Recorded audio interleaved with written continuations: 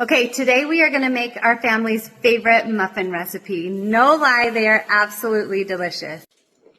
I accidentally did not hit record, but you add in your bananas and your eggs, and then you're going to add in your maple syrup. I use pure maple syrup. I like the one from Costco a lot. And then your melted coconut oil. You can use any kind of milk. I have raw goat's milk here.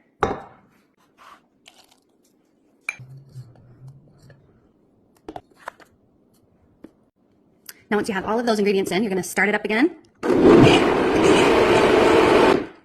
until everything's nice and mixed, and then we're going to do our oat flour. I imperfectly rinsed out my blender. Now we're going to make the flour just by blending oats. As you can see, it doesn't have to be perfect. Sometimes on the sides there's still whole oats, and it's okay to have a little bit of a mixture. Pour the oats in, pour the chocolate chips in.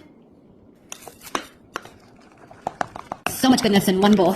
I actually doubled the recipe, but you can do half this much as well.